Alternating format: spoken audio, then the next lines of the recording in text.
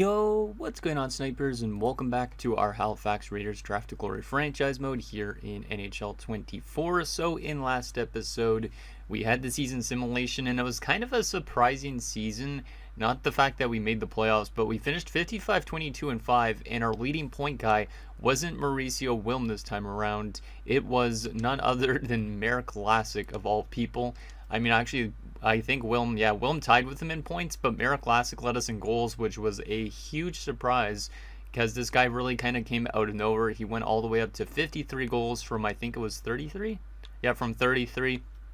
Season before that, he only had 17 goals, so we didn't really expect that from him, but it was a much-needed offense. Of course, obviously, we lost Stajan last offseason, and I think our team actually probably had its best season yet, I would say, not just in terms of wins, but our depth scoring, I think it was much better in a way because we did get guys picking up points on like the third and fourth lines.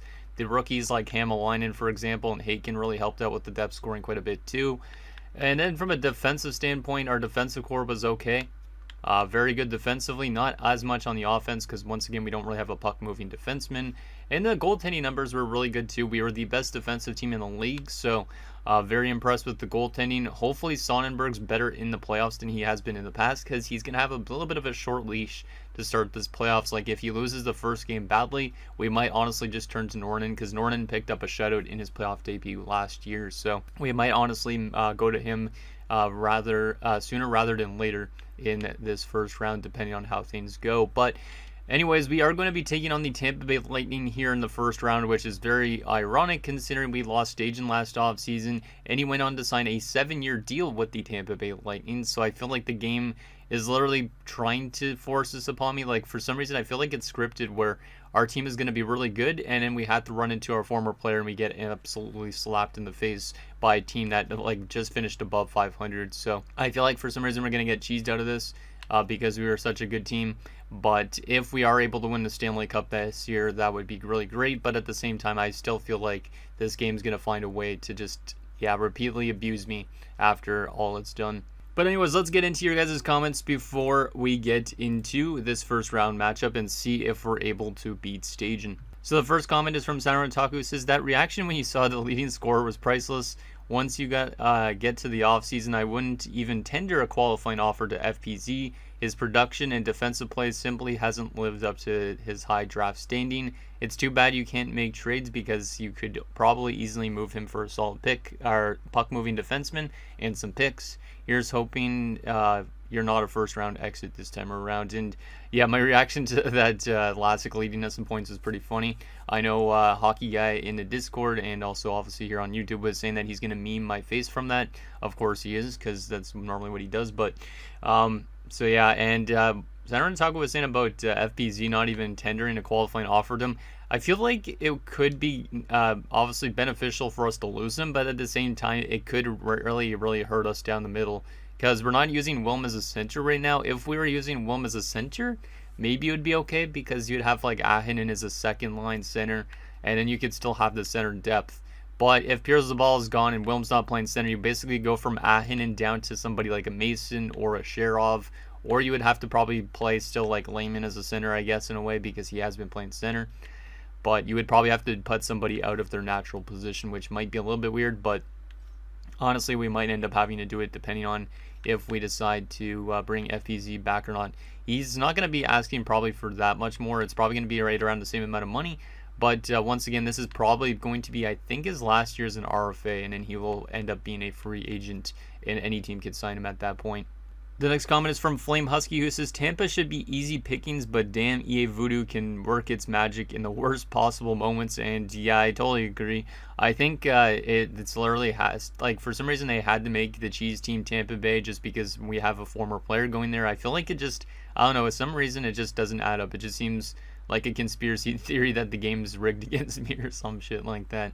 The next comment is from Dylan Burrows, who says, when Stajan made his return to Halifax, the crowd was booing. Later, after the game, reporters asked him what he thought about the not-so-warm reception. He simply said, I was never offered a contract. I would have gladly accepted signed a team-friendly deal. Prior to the game one of the playoffs, he has been very vocal against his former team, saying, I can't wait to beat these guys. I see us winning in 5 in the arena as they boo me.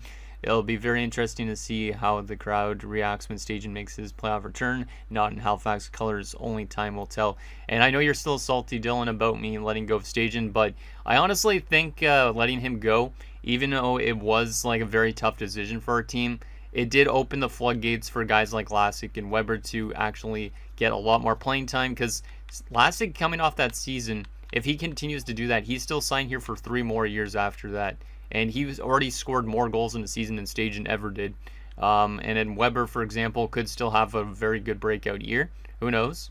And then also Haken and Hämäläinen weren't going to be able to get an opportunity if we brought back Stajan. So I think even as much as it hurts, Stajan didn't need to come back, and I don't even know if he would have accepted a team-friendly deal in the offseason. Maybe at the start of the season he would have, but at the offseason it's usually a little bit more of a toss-up if they actually like that 85% trick. So I guess time will tell if that was a good move for our team. Like, if Stajan drops off after the season down to like an 85, 86, I am drastically okay with that, because he did have a down year with Tampa Bay.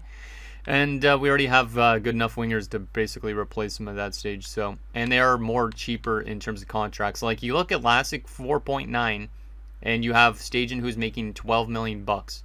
I don't think Stajan also deserved to be higher paid than Mauricio Wilm, but you never know. Maybe he does. So, just a little heads up on that. And then the last and final comment is from Ian.NoLove, who says, "What a bizarre season for the Raiders. We have to do press conferences with this President's Trophy winner. Number 1, dear Mr. Coach, after a breakout year, do you think Vlasic proves himself to be in the first line?" So that's an interesting question. I think playing Vlasic on the first line might be a good idea. I think I will adjust that before the start of the playoffs because Vlasic outperformed Weber, and Weber had more ice time. So let's try Vlasic as a top liner for the start of the playoffs, just because I think that could end up being really good for our team. And Weber was much better as a second liner last year, so maybe it's just our second line is much better than our first line in a way. But if Vlasic could play good on the top line, that would be really great. Number 2, will there be any readjustments with both NHL and AHL teams before entering the playoffs? NHL-wise, I wouldn't say so. The only change that we could end up making is if we put Rizzy back into the top 4, just because he's stronger than Felipe Flood. But in terms of drastic changes, not really. Like I said, goaltending-wise, we might make a change after Game 1, depending on how Sonnenberg does. AHL-wise, I don't think there's really much I can do. I could rework the lines quite a bit, actually. But a lot of these prospects will probably be jumping to the NHL soon. So I think just having more of a balanced approach is better. Having like guys like Richter on the second line kind of works out well. Having Audet as a third liner, even though he's not panning out, is okay. And yeah, hopefully a lot of these guys end up getting into our NHL team next season, because it would be nice to actually have some replacements if we lose more players. Number 3, don't you find that Goodbranson's injury is deja vu from Slavkovsky's slapper from last season? And yeah, in a way, because Slavkovsky from Montreal, when they eliminated us, he had the game-winning goal pretty much. And he was out for the first, I think it was 4 games though. This time around, Goodbranson's out for the first 3 games for Tampa Bay. But yeah, it seems like we are running into teams that have a little bit of injury trouble to start the season. Or not to start the season, to start the playoffs, I should say, for that matter. Number 4, will Norton split ice time with Sonnenberg this playoffs, or is Sonnenberg still the number 1 goalie of the franchise? And as I was just mentioning, I think Sonnenberg has a little bit of a short leash. He's coming off a worse season technically than last year, which is interesting. And then his playoff numbers have never been super good. But Norton, on the other hand, had a very solid playoffs in the short span he played last year. So I might honestly go to Norton, but like I said, it depends on how Sonnenberg plays in his first game. If he's actually playing good, then maybe we'll keep him. If he's kind of being a bit streaky, we might have to like flop between the 2 goaltenders for each game or something like that. And number 5, biggest surprises and biggest disappointments in the players in the NHL/AHL team this season, not including playoffs. Biggest surprises, I'd say Vlasic for sure. Obviously, that's kind of a very important one, I'd say. In terms of other people, maybe Hämäläinen and Haken, considering they're not really getting that much ice time. Hämäläinen was getting power play time. I think Haken wasn't getting any power play time. So I would say I was a little bit surprised with how like the 4th line simulated, because like guys like Mason and Mathieu had like 30-40 points as well. So I think I just basically the depth that showed up once we lost Stajan was really, really nice for this team. In terms of disappointments, I mean, I would say probably like Ahinen and Wilm dropping off as much as they did was a little bit disappointing. in my opinion. But obviously, once the depth scoring gets better, you're going to sacrifice some of that top end scoring a little bit too. So I think I was a little bit disappointed with them, but not to the extent where I'd be like, oh, these guys need to leave the team. But there's that. And finally, he says, congratulations with the Presidents. Huge W. Don't know what problems you're dealing with right now, but hey, we love you, Snipe. I'm here every day waiting and supporting Halifax and coach. Let's overcome all struggles and destroy Tampa. Love. And I appreciate that a lot, Ian. Not going to go super in detail with what was going on, but I had some issues with my parents again. And yeah, it weighed down a lot on my... it basically brought up a lot of bad memories from when I was younger.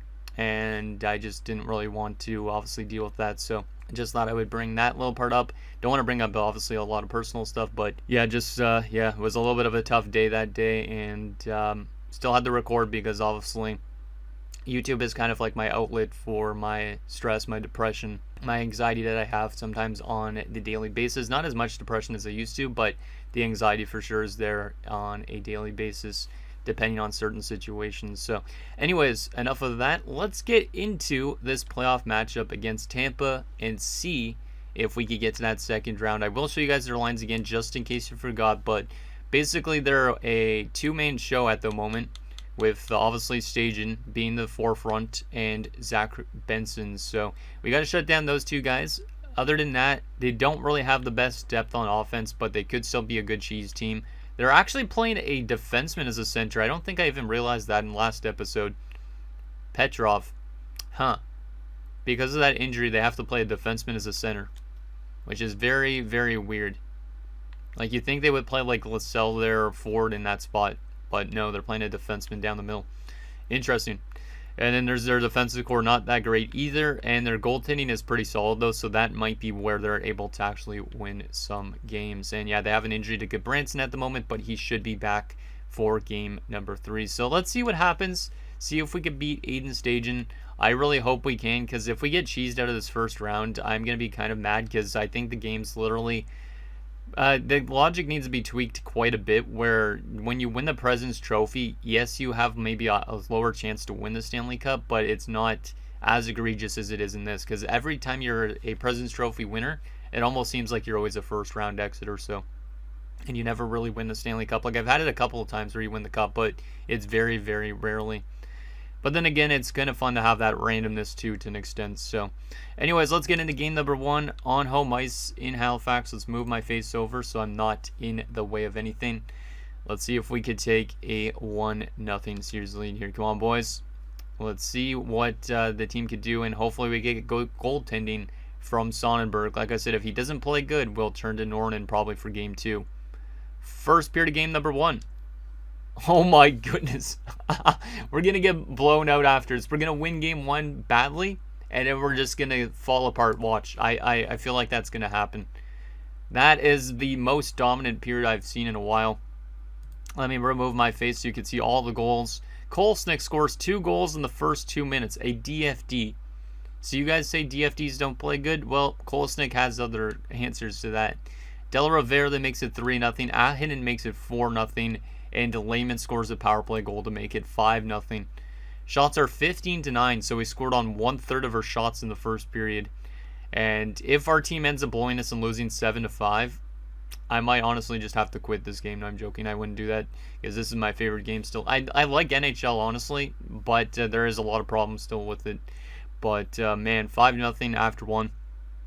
Craziness. Hopefully we can continue that momentum in the second period, or just basically play a good defensive period and not let them claw back into this second period.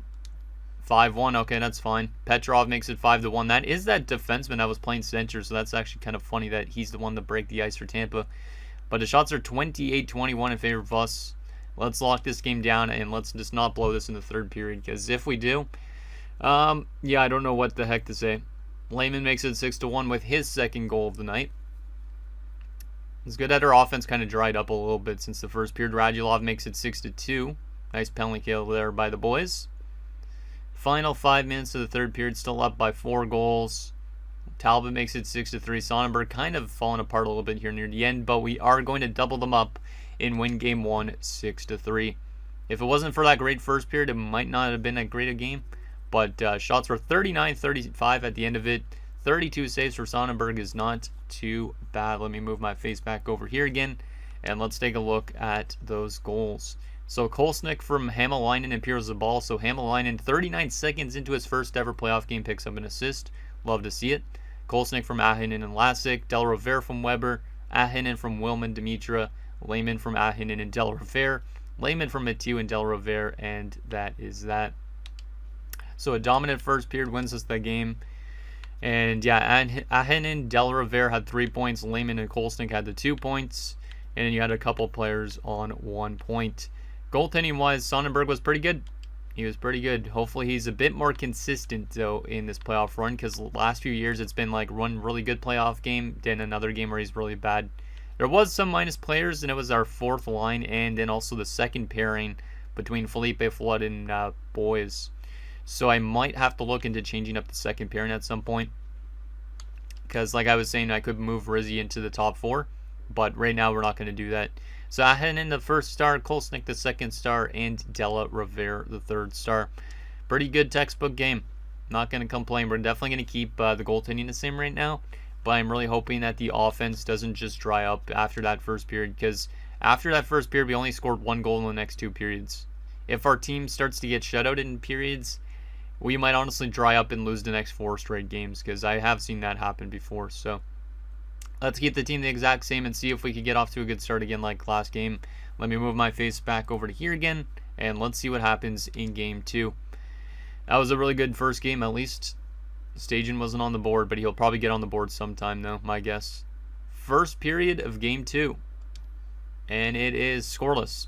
See, now we have not really scored that much goals since that first period of game 1.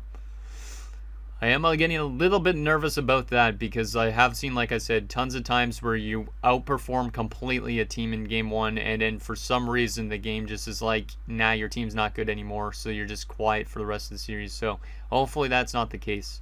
Shots are 10-5 in favor of us. It's an even game. Can we break the deadlock? Second period. It is 2-0 us. There we go. That's good. That's good. I was a little bit scared for Witt, but Mauricio Wilm had no goals in game 1, but he picks up a goal here in game 2. And then Haken scores his first ever playoff goal. We're up 2 goals going into the third with the shots 23-17. Pretty good so far. Let's see if we can lock this one down in the third period. Maybe get some more insurance, and Virgilio gets Tampa on the board. Probably pronouncing that wrong, but whatever. Power play for us. We do not score on it. Come on, boys. Let's get some insurance here. Let's get that insurance marker. Into the final 5 minutes of the third period. Penalty kill. Please kill it off. Nicely done. Final 55 seconds, and we hold them off 2-1. Another good performance from Sonnenberg. 24 saves. We only scored 2 goals on 36 shots, but I mean, we do come away with a victory. And our defensive play has been pretty good so far in these first 2 games. Only averaging around 2 goals against per game. So Wilm from Del Rivera and Lehman. And then we also have Haken from Mason. So it's good to see all the lines kind of contributing to our offense. It's not just a one-line show. Because in the past, it's always been like the kind of the same guys. So it's good when the depth scoring shows up, you know. And yeah, Sonnenberg picked up a .960 save percentage. So very impressed with Sonnenberg so far this postseason. But obviously that could come crashing back down. So Tulip the first star for Tampa. Then Sonnenberg, and then Haken with the game-winning goal. Okay. I guess we got to keep the team the exact same. Obviously, now that we're heading to Tampa, Tampa is going to need to win 1 game at least in their home building if they want to crawl back into the series. So hopefully we could find a way to take a 3-0 series lead here. Because so far we've been doing pretty good. Because obviously, like Dylan was saying that we're going to lose in 5 games. Well, we're already up 2-0. So the most we could lose in, or least we could lose in, is 6 games. So we're at least doing better than that. Let's see if we could take a 3-0 series lead. Might as well just keep the team the same. See if our offense could be a little bit better like it was in game 1, though. That's the only concern a little bit. First period of game number 3. And it is 0-0 again. We're getting dominated this time around in shots, 16-7. But a very good period from Sonnenberg. And our goaltending has been very consistent so far, which is very much surprising. We haven't had to turn to Norden yet, which I was already expecting we'd had to by now. Goodbranson might be in the lineup now for Tampa here in Game 3. I didn't even think about that, so we got to watch out for him. Let's see what happens in the second period, see if we can break that deadlock despite being outshot in the first period.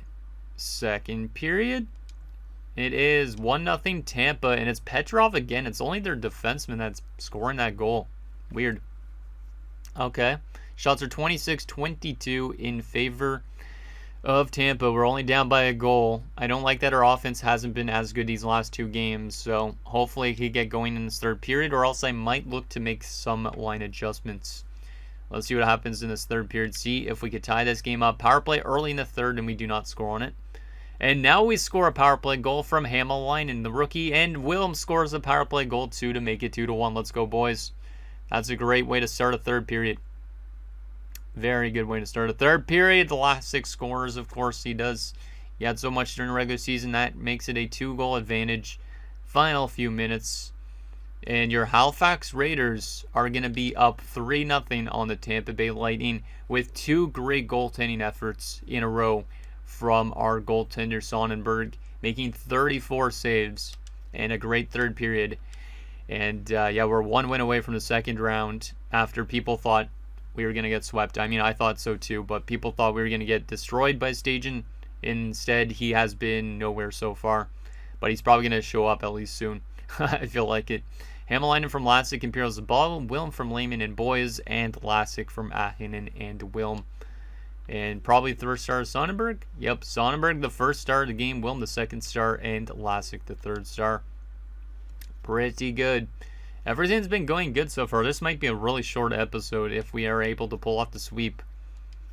Because so far we have 11 goals in 3 games, which is very solid. That's around, how much goals a game? Like 3.5 or 3.25, something like that. And in goals against wise, we've only allowed 5 goals in 3 games. So our defensive play, our goaltending has been much better than it has been in the past, which is great to see. But let's keep the team the exact same. Might as well at this point. If we lose a couple games in a row, then that's when I'm going to make some adjustments. But right now, everything's working well. Can we pull off the sweep and take out Tampa in round 1 and get ourselves to that second round? Let's see what happens here. Come on, boys. Let's do this. First period of game number 4. And it is scoreless. Shots pretty even in this one so far. 12-10. Not like last game where they badly outshot us. But a very solid first period again from our defensive play. And hopefully our offense can show up here in the second period. Second period. It is 1-1. I'll take it. Haken scores again, which is great to see these rookies scoring. Like, Haken and Hamalainen are very important to this team's success with the depth scoring. But Waugh ties it up at 1 apiece. Shots are 26-22 in favor of us, but it's a 1-1 game. Can we get the lead in this third period? Come on, boys. We had a good third period last game. Let's do it again. Lehman makes it 2-1. Let's go. Lehman, and Wilm scores to make it 3-1. We're having another good third period like last game. We just got to hold them off for the half this period, and then we're headed to the second round, which feels like it's been a long, long time since we've been there. Final few minutes. Lassick makes it 4-1. We're going to be going to the second round with 3 straight great defensive efforts. What a series for the boys. And Stajan has been knocked out in the first round by his old team. He talks shit about us. We talk shit about him on the ice. I mean, I don't hate the guy, but I just, obviously, it would have been nice to kind of hold on to him, but at the same time, like I said, Lassick's getting a huge opportunity because of this, so it is also very nice for a team. So eat shit.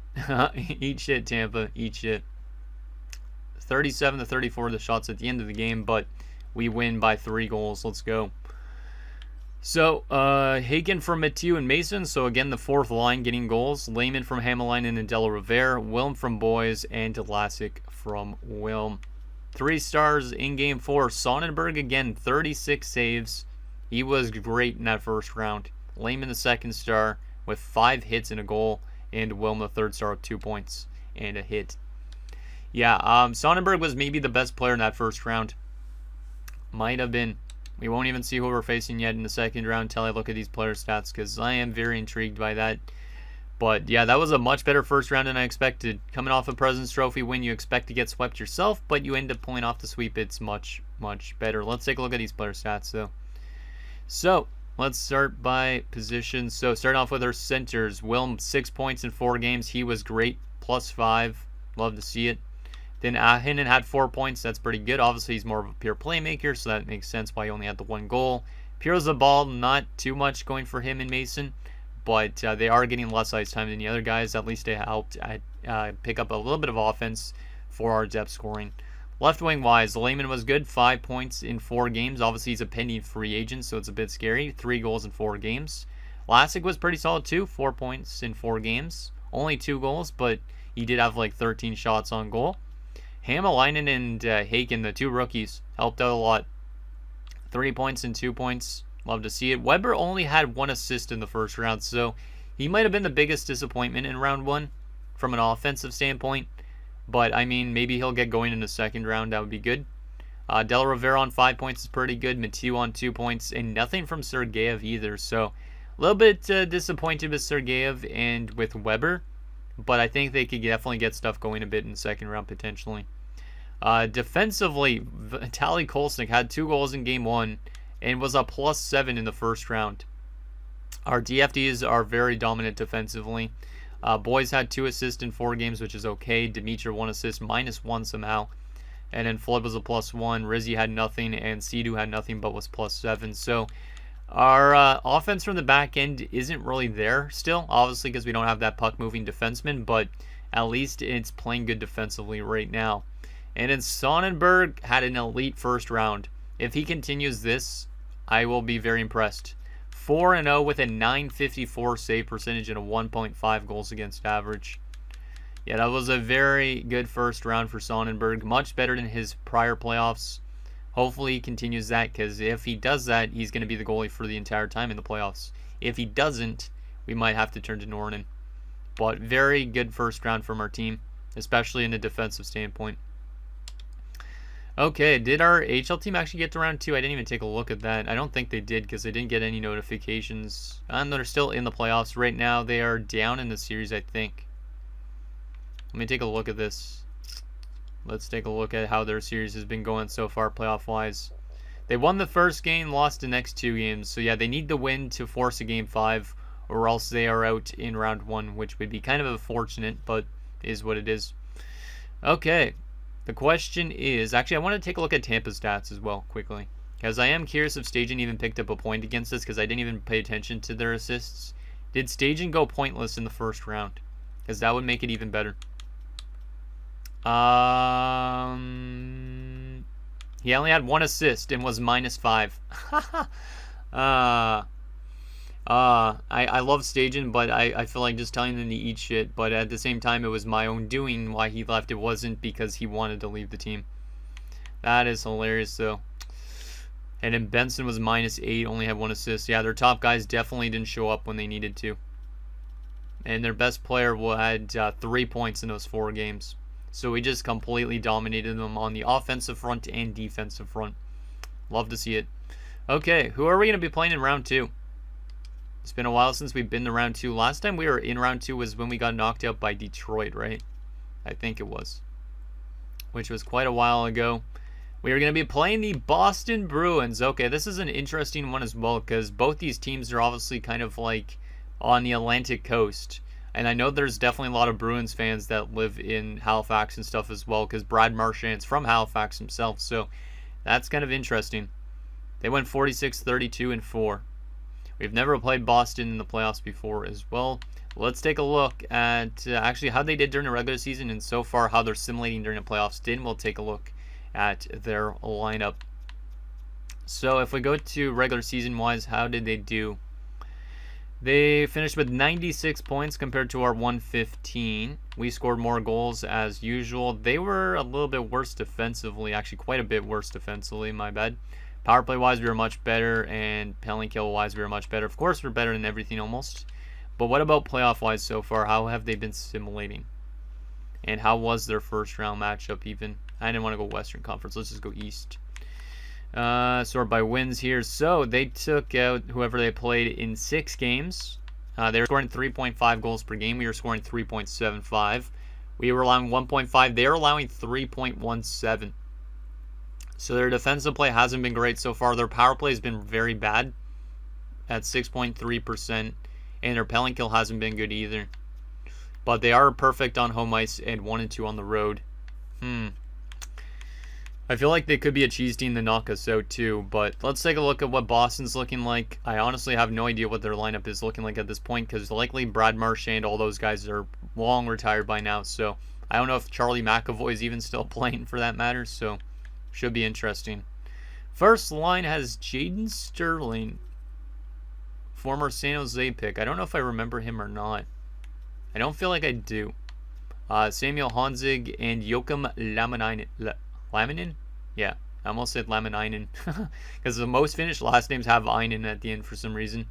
Lane McIntosh, Vyacheslav Shirokov, and Nico Hotinen. I know he's a real player. So a couple generated guys in that top 6. Third line, Robert Berglund. Shane Pinto's in Boston, which is kind of interesting. And Jan Yannick. In a fourth line, Connor Levi. Logan Stankoven. Kind of funny to see the both of them together, considering they're both junior teammates, it looks like, in Kamloops, I think it was. And Warren Dubnyk.